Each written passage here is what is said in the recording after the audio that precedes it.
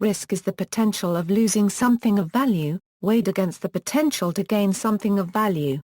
Values can be gained or lost when taking risk resulting from a given action, activity and/or inaction, foreseen or unforeseen. Risk can also be defined as the intentional interaction with uncertainty. Risk perception is the subjective judgment people make about the severity of a risk, and may vary person to person. Any human endeavor carries some risk, but some are much riskier than others. Definitions. Risk can be defined in a variety of ways. However we define risk as a characteristic of reality or risks as threatening agents, the essential feature here is uncertainty. Without uncertainty there is no risk, only clear danger. Let us then see some of the most common definitions. Basic definitions: risk is an uncertain event or condition that, if it occurs, has an effect on at least one project objective, the probability of something happening multiplied by the resulting cost or benefit if it does. The probability or threat of quantifiable damage, injury, liability, loss, or any other negative occurrence that is caused by external or internal vulnerabilities, and that may be avoided through preemptive action. Finance: the probability that an actual return on an investment will be lower than the expected return. Financial risk can be divided into the following categories: basis risk, capital risk, sovereign risk, default risk, delivery risk, economic risk, exchange rate risk, interest rate risk, liquidity risk, operations risk, payment system risk, political risk, refinancing risk, reinvestment risk, counterparty risk and underwriting risk. Food industry: the possibility that due to a certain hazard in food there will be a negative effect to a certain magnitude. Insurance: a situation where the probability of a variable is known but when a mode of occurrence or the actual value of the occurrence is not. Reference needed: a risk is not an uncertainty, a peril, or a hazard. Securities trading: the probability of a loss or drop in value.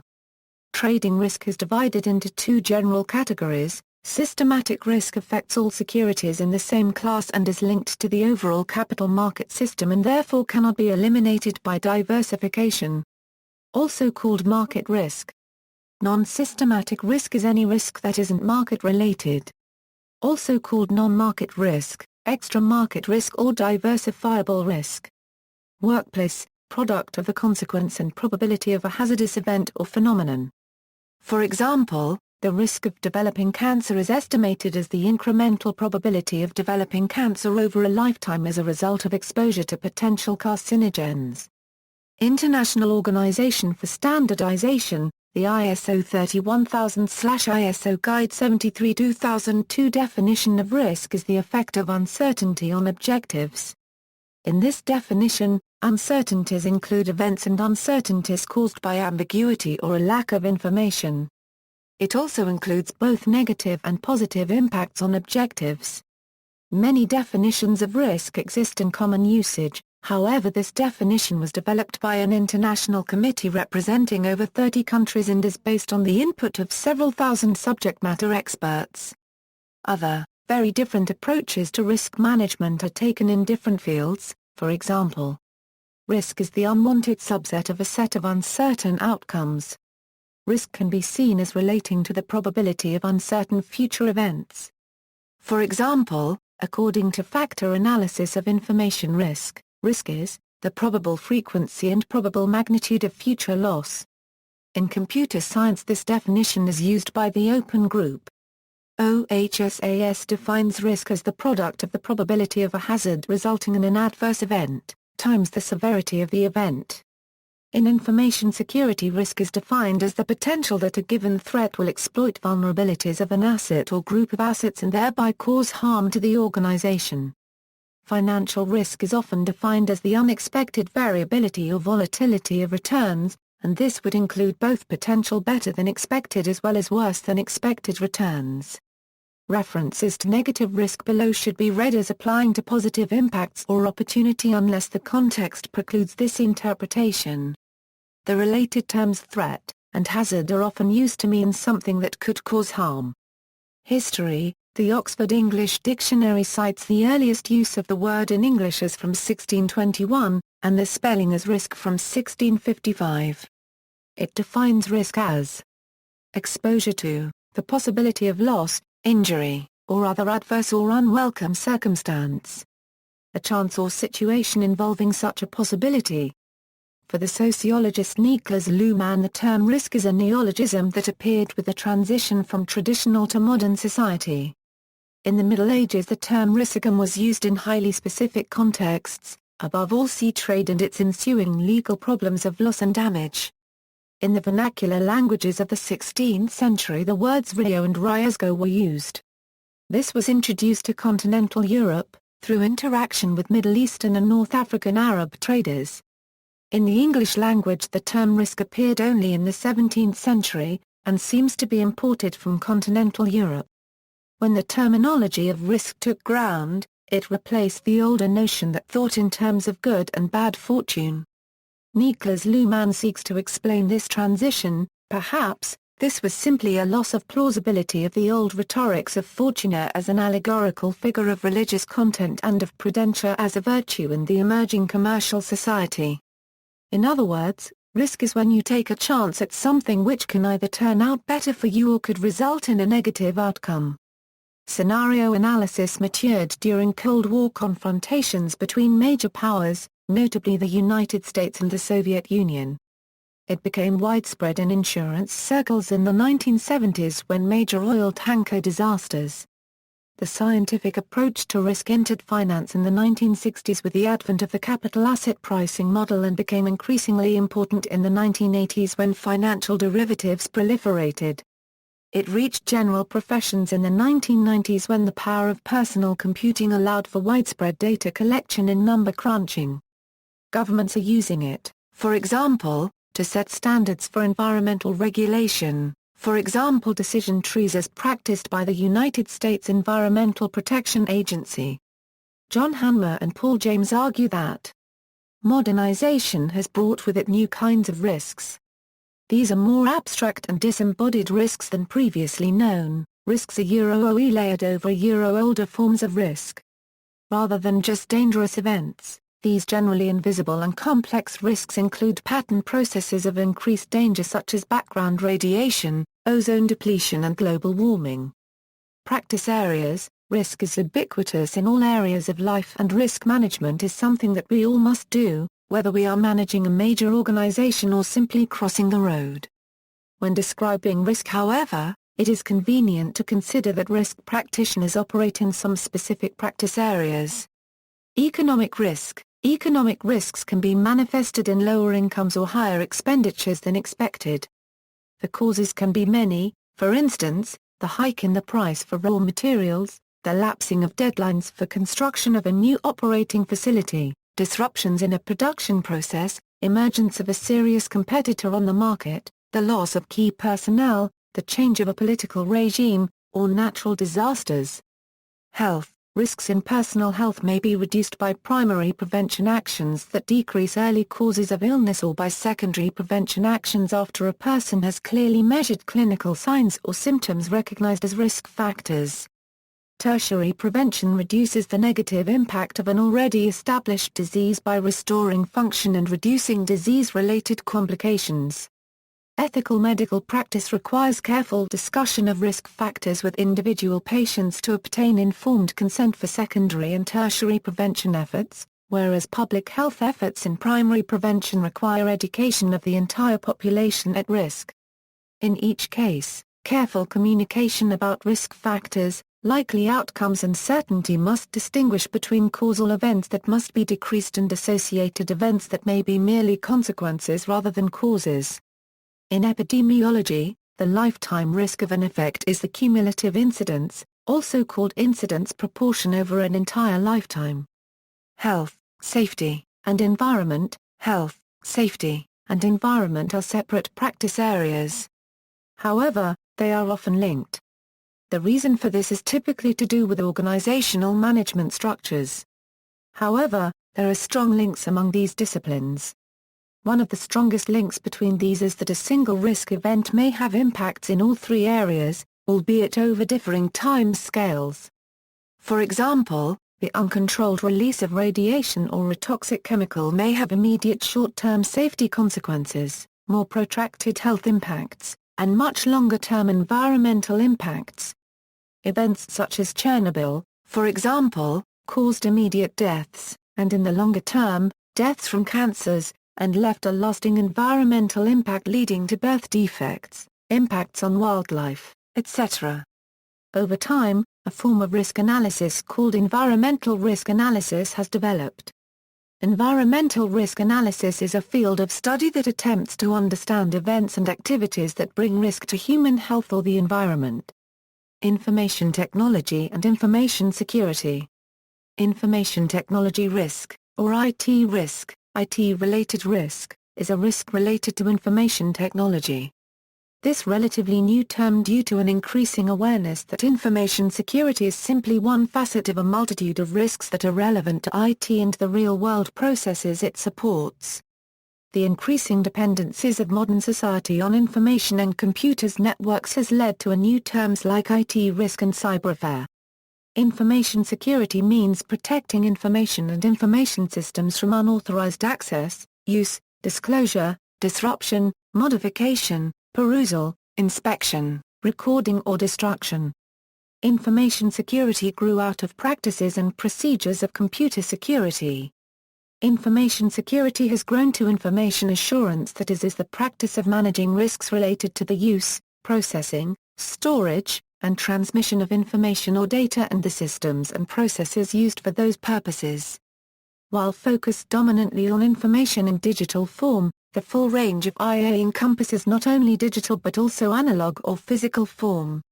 Information assurance is interdisciplinary and draws from multiple fields, including accounting, fraud examination, forensic science, management science, systems engineering, security engineering, and criminology, in addition to computer science.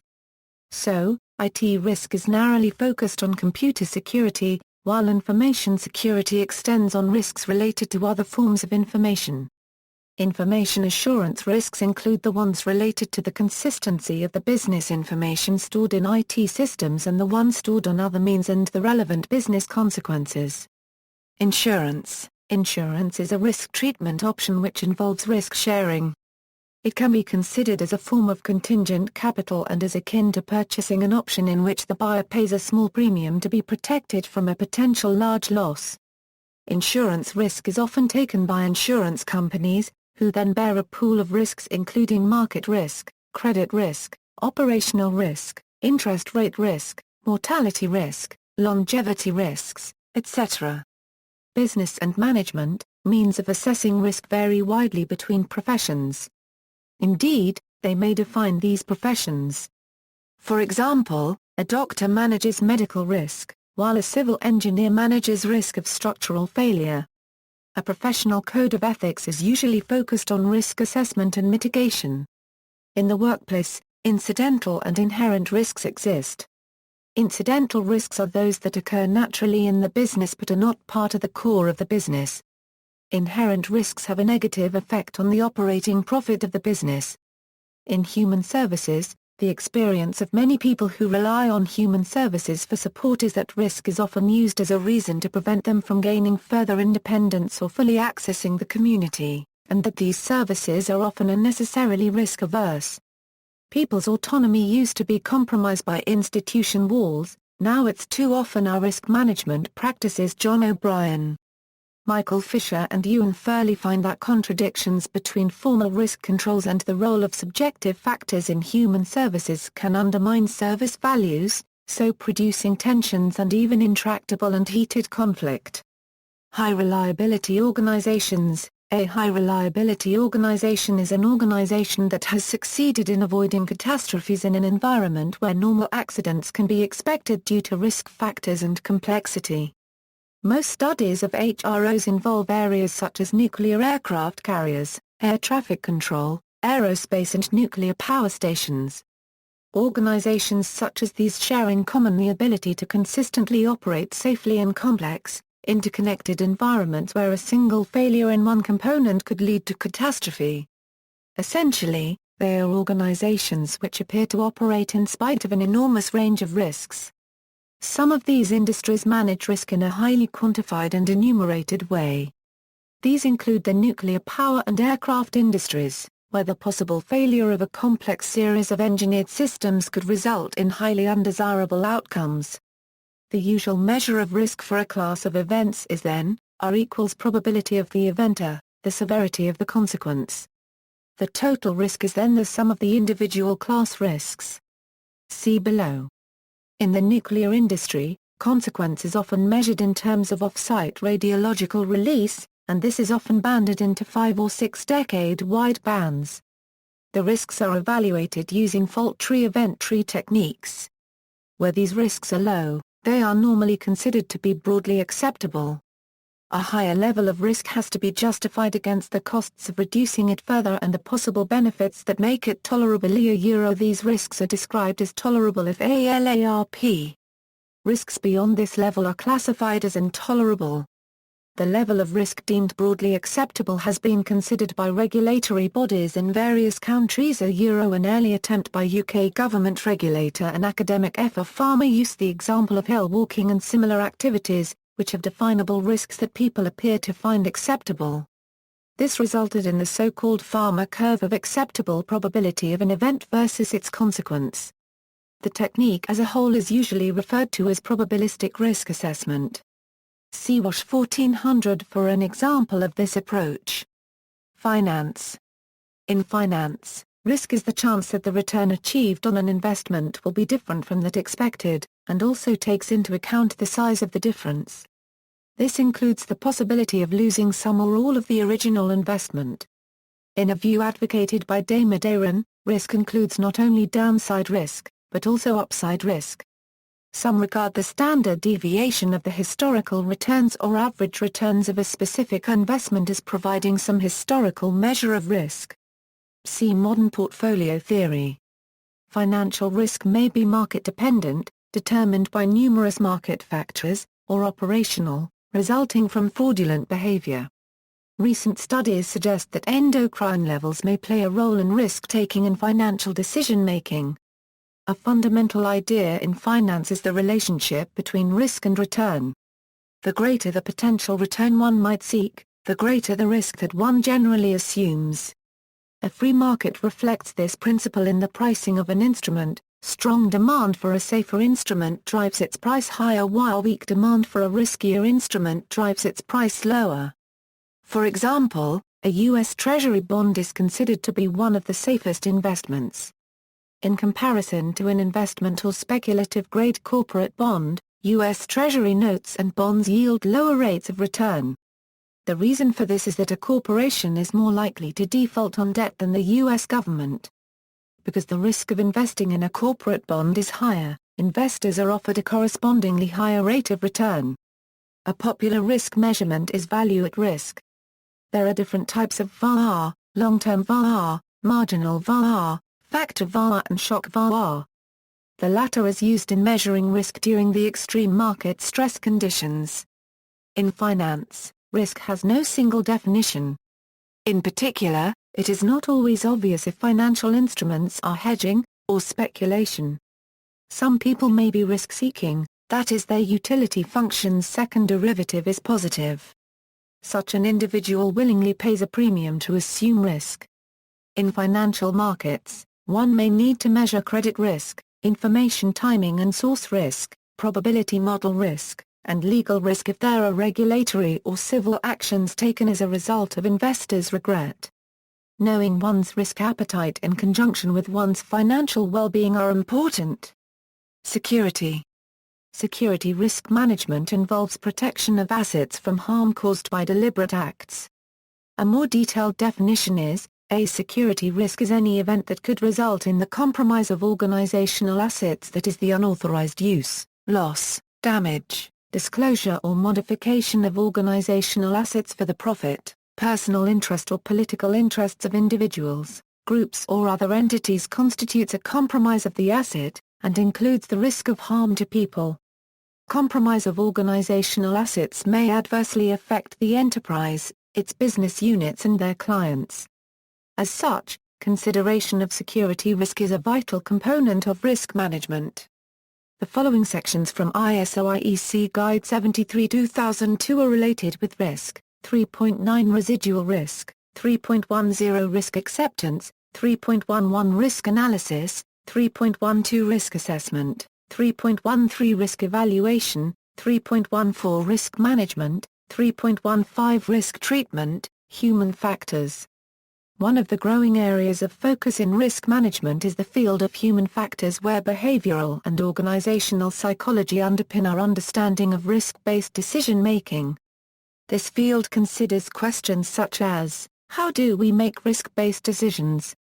Why are we irrationally more scared of sharks and terrorists than we are of motor vehicles and medications? In decision theory, regret can play a significant part in decision-making, distinct from risk aversion. Framing is a fundamental problem with all forms of risk assessment. In particular, because of bounded rationality, the risk of extreme events is discounted because the probability is too low to evaluate intuitively. As an example, one of the leading causes of death is road accidents caused by drunk driving, partly because any given driver frames the problem by largely or totally ignoring the risk of a serious or fatal accident. For instance, an extremely disturbing event may be ignored in analysis despite the fact it has occurred and has a non-zero probability. Or, an event that everyone agrees is inevitable may be ruled out of analysis due to greed or an unwillingness to admit that it is believed to be inevitable. These human tendencies for error and wishful thinking often affect even the most rigorous applications of the scientific method and are a major concern of the philosophy of science. All decision-making under uncertainty must consider cognitive bias, cultural bias, and notational bias. No group of people assessing risk is immune to groupthink acceptance of obviously wrong answers simply because it is socially painful to disagree, where there are conflicts of interest. Framing involves other information that affects the outcome of a risky decision. The right frontal cortex has been shown to take a more global perspective while greater left frontal activity relates to local or focal processing. From the theory of leaky modules, McElroy and Seta proposed that they could predictably alter the framing effect by the selective manipulation of regional frontal activity with finger tapping or monaural listening. The result was as expected. Rightward tapping or listening had the effect of narrowing attention such that the frame was ignored. This is a practical way of manipulating regional cortical activation to affect risky decisions, especially because directed tapping or listening is easily done. Risk assessment and analysis. Since risk assessment and management is essential in security management, both are tightly related. Security assessment methodologies like CRAMM contain risk assessment modules as an important part of the first steps of the methodology. On the other hand, risk assessment methodologies like Mahari evolved to become security assessment methodologies. An ISO standard on risk management was published under Code ISO 31000 on November 13, 2009. Quantitative analysis. As risk carries so many different meanings, there are many formal methods used to assess or to measure risk. Some of the quantitative definitions of risk are well grounded in statistics theory and lead naturally to statistical estimates, but some are more subjective. For example, in many cases a critical factor is human decision-making.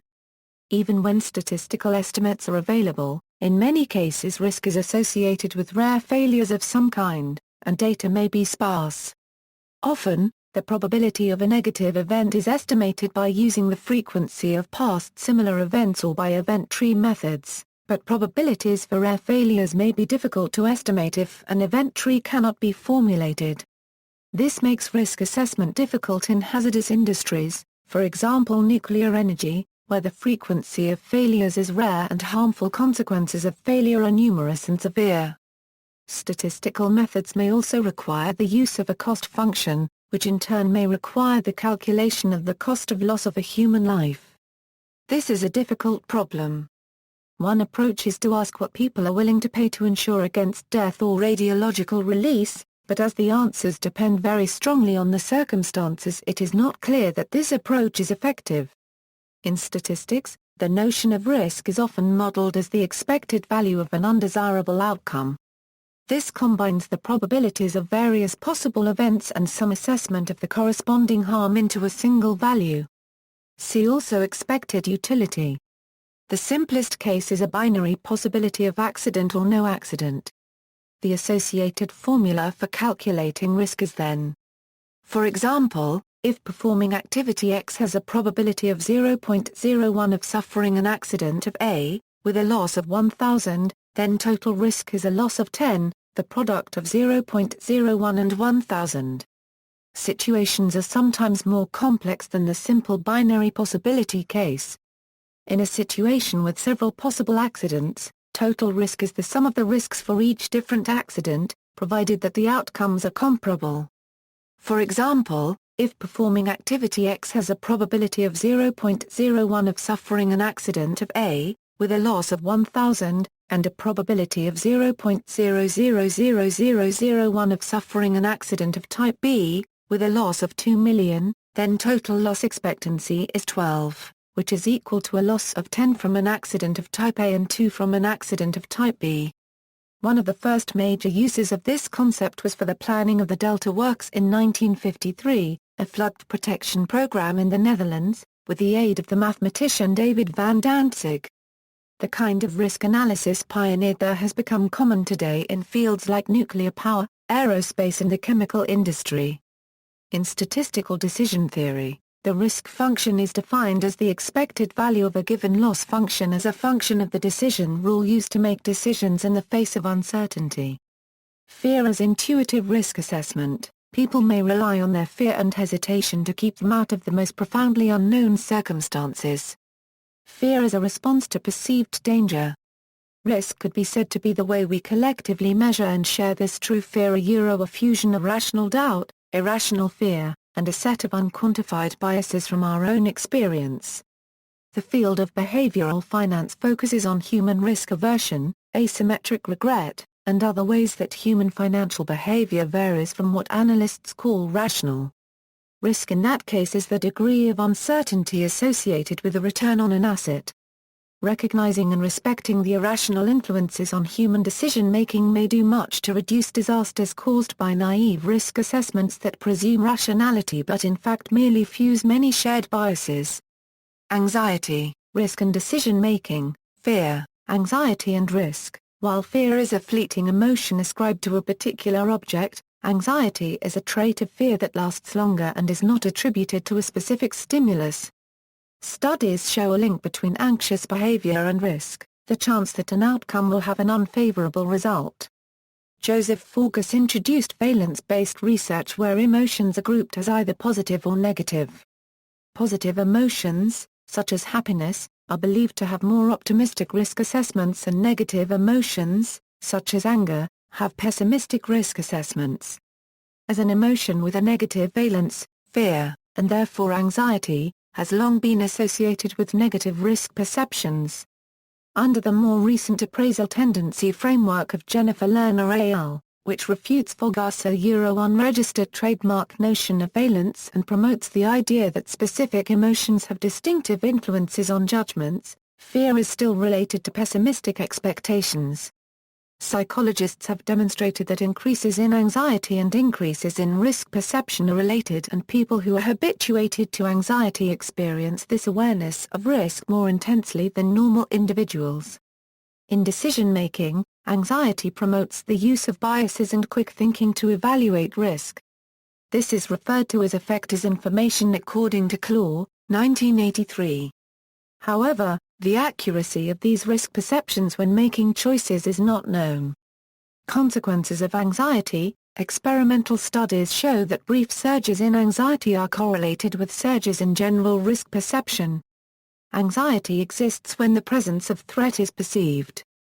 As risk perception increases, it stays related to the particular source impacting the mood change as opposed to spreading to unrelated risk factors.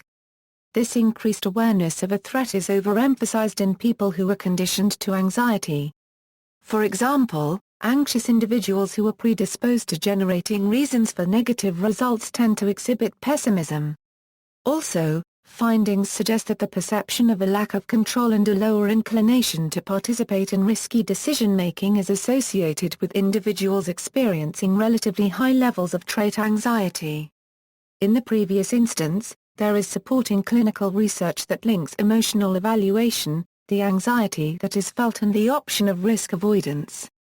There are various views presented that anxious emotions cause people to access involuntary responses and judgments when making decisions that involve risk.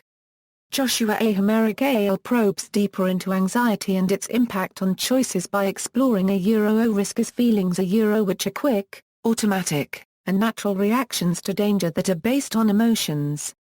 This notion is supported by an experiment that engages physicians in a simulated perilous surgical procedure. It was demonstrated that the anxiety about patient outcomes was related to previous regret and worry and ultimately caused the physicians to be led by their feelings over any information or guidelines provided during the mock surgery. Additionally, their emotional levels, adjusted along with the simulated patient's status, suggest that anxiety and a respective decision is specific to the type of bad outcome.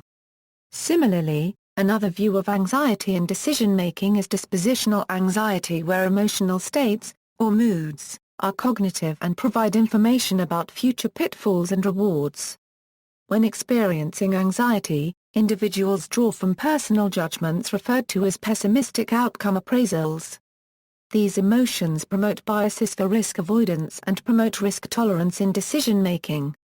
Dread risk. It is common for people to dread some risks but not others. They tend to be very afraid of epidemic diseases, nuclear power plant failures, and plane accidents, but are relatively unconcerned about some highly frequent and deadly events, such as traffic crashes, household accidents, and medical errors. One key distinction of dreadful risks seems to be their potential for catastrophic consequences, threatening to kill a large number of people within a short period of time. For example, immediately after the September 11 attacks, many Americans were afraid to fly and took their car instead, a decision that led to a significant increase in the number of fatal crashes in the time period following the 9/11 event compared with the same time period before the attacks. Different hypotheses have been proposed to explain why people fear dread risks. First, the psychometric paradigm suggests that high lack of control, high catastrophic potential, and severe consequences account for the increased risk perception and anxiety associated with dread risks. Second, because people estimate the frequency of a risk by recalling instances of its occurrence from their social circle or the media, they may overvalue relatively rare but dramatic risks because of their overpresence and undervalue frequent, less dramatic risks. Third, according to the preparedness hypothesis, people are prone to fear events that have been particularly threatening to survival in human evolutionary history. Given that in most of human evolutionary history people lived in relatively small groups, rarely exceeding 100 people, a dread risk, which kills many people at once, could potentially wipe out only a unregistered trademark S whole group. Indeed, research found that unregistered trademark S fear peaks for risks killing around 100 people but does not increase if larger groups are killed. Fourth, fearing dread risks can be an ecologically rational strategy. Besides killing a large number of people at a single point in time, dread risks reduce the number of children and young adults who would have potentially produced offspring. Accordingly, people are more concerned about risks killing younger, and hence more fertile, groups. Anxiety and judgmental accuracy. It remains unclear if higher levels of risk perception in anxious individuals results in decreased judgmental accuracy. There is a chance that judgmental accuracy is correlated to heightened anxiety. However, Constance conducted a study where anxiety in college student unregistered trademark S estimation of their performance on an upcoming exam showed errors in their risk assessments. Moreover, it is noted that with high levels of anxiety that are not attributed to anything in particular, the probability and degree of suffering associated with a negative experience is misjudged. Risk in auditing. The audit risk model expresses the risk of an auditor providing an inappropriate opinion of a commercial entity's financial statements.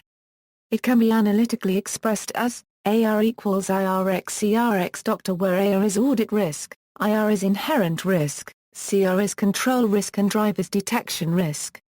Risk versus uncertainty. In his seminal work Risk, Uncertainty, and Profit, Frank Knight established the distinction between risk and uncertainty. Uncertainty must be taken in a sense radically distinct from the familiar notion of risk, from which it has never been properly separated. The term risk, as loosely used in everyday speech and in economic discussion, really covers two things which, functionally at least, in their causal relations to the phenomena of economic organization, are categorically different. The essential fact is that risk means in some cases a quantity susceptible of measurement, while at other times it is something distinctly not of this character. And there are far-reaching and crucial differences in the bearings of the phenomenon depending on which of the two is really present and operating. It will appear that a measurable uncertainty, or risk proper, as we shall use the term, is so far different from an unmeasurable one that it is not in effect an uncertainty at all. We accordingly restrict the term uncertainty to cases of the non-quantitative type. Thus, Knight uncertainty is immeasurable, not possible to calculate, while in the Knight sense risk is measurable. Another distinction between risk and uncertainty is proposed by Doug Hubbard: uncertainty the lack of complete certainty, that is, the existence of more than one possibility. The true outcome or result value is not known. Measurement of uncertainty, a set of probabilities assigned to a set of possibilities. Example, there is a 60% chance this market will double in 5 years. Risk, a state of uncertainty where some of the possibilities involve a loss, catastrophe, or other undesirable outcome. Measurement of risk, a set of possibilities each with quantified probabilities and quantified losses. Example, there is a 40% chance the proposed oil well will be dry with a loss of $12 million in exploratory drilling costs. In this sense, one may have uncertainty without risk but not risk without uncertainty. We can be uncertain about the winner of a contest, but unless we have some personal stake in it, we have no risk. If we bet money on the outcome of the contest, then we have a risk.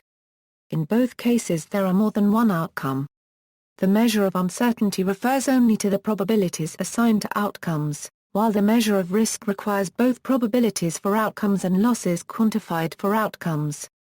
Risk attitude, appetite and tolerance. The terms attitude, appetite and tolerance are often used similarly to describe an organization's or individual's attitude towards risk-taking.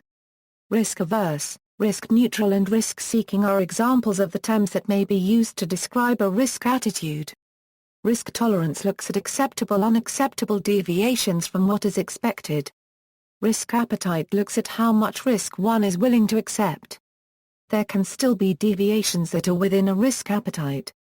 For example, recent research finds that insured individuals are significantly likely to divest from risky asset holdings in response to a decline in health, controlling for variables such as income, age, and out-of-pocket medical expenses.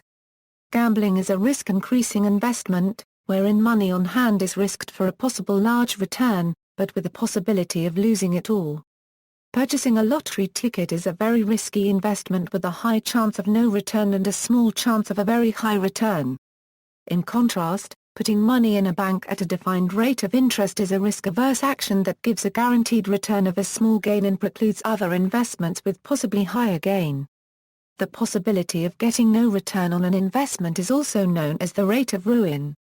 Risk as a vector quantity. Hubbard also argues that defining risk as the product of impact and probability presumes that the decision-makers are risk-neutral.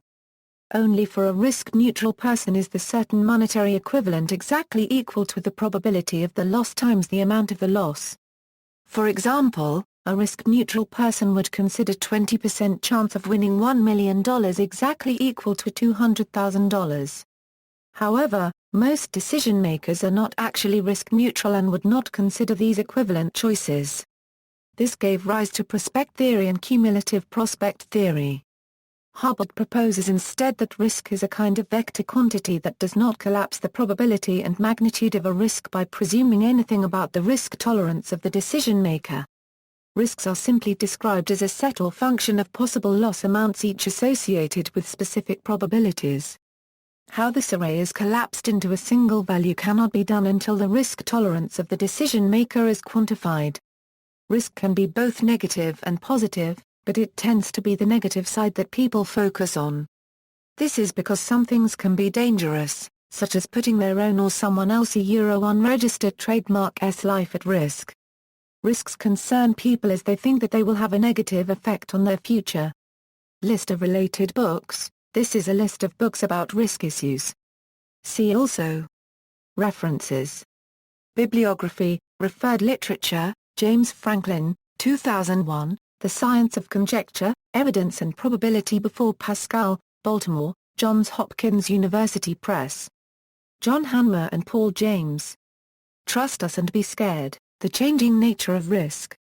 Global Society Volume 21, 119 Niklas Luhmann, 1996, Modern Society Shocked by Its Risks, Hong Kong, available via HKU Scholars Hub, Books. Historian David A. Moss' book When All Else Fails explains the U.S. government's historical role as risk manager of last resort.